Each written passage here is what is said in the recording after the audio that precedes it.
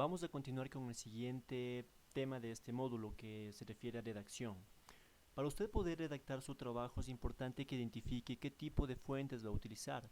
Las fuentes que usted va a utilizar son libros, revistas, informes, papers, etc. Pero estas fuentes deben ser académicas. ¿Dónde obtener estas fuentes? Pues existen buscadores académicos. Por ejemplo, tenemos Google Académico. De Google tenemos Google Books, que tiene cerca de 130 millones de libros digitalizados. Tenemos Redalyc, RefSec, Sprintlead y entre otros. En este módulo usted va a encontrar un listado de buscadores académicos con su respectivo link, así como la información que maneja cada uno de ellos. Algunos de esos buscadores son gratuitos, algunos son de paga, pero le dan la posibilidad de obtener pruebas gratis. Si opta por alguna de esas modalidades, pues procure descargar toda la información que usted pueda realizarla mientras le dan esta versión gratis. No puede usted citar ni Wikipedia, ni blogs, ni similares. Como dijimos, debe utilizar únicamente información académica. Otro punto importante es que la información que usted utilice no puede ser mayor a 5 años de antigüedad. Existe la posibilidad de que si usted tiene algún concepto que sea importante y relevante para su trabajo y no existan referentes actualizados, puede utilizarlo. Procure no abusar mucho, pero sí puede hacerlo. Otro punto importante es que usted debe utilizar redacción académica. Procure utilizar tercera persona. Vamos a ver con el tema de redacción en sí. Esto tiene que ver mucho con lo que son normas APA. Usted tiene dos formas de utilizar información: mediante citas textuales y parafraseo. En una cita textual usted va a tomar un documento, va a tomar un concepto, lo va a copiar tal cual, obviamente citando al autor, y en parafraseo usted va a tomar una idea y la va a escribir con sus propias palabras. Veamos un ejemplo. Tenemos un trabajo realizado por Andrea García en el año 2016 que se llama Estereotipos de género en Colombia, una mirada desde lo jurídico.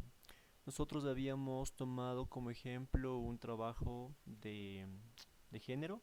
Habíamos desarrollado una matriz de operación de variables donde manejamos la variable violencia.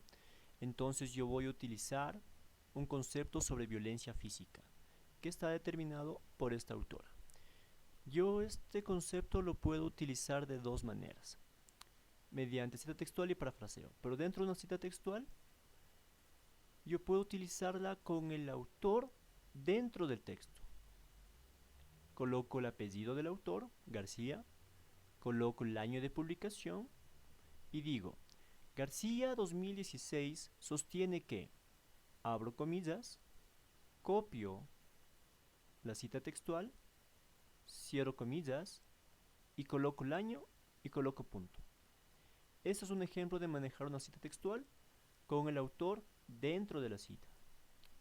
Ahora, si yo quiero utilizar la misma cita textual, pero quiero que García 2016 esté fuera de la cita, lo voy a hacer de la siguiente forma: abro comillas, copio el concepto, cierro comillas, coloco la cita, García 2016, página 12, cierro y coloco punto. Podemos observar que cuando el autor está fuera de la cita, únicamente el año va entre comillas, entre paréntesis, perdón. Y cuando el autor está fuera del texto, pues toda la cita va entre paréntesis.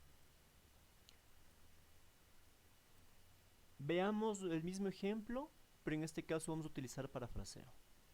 Tenemos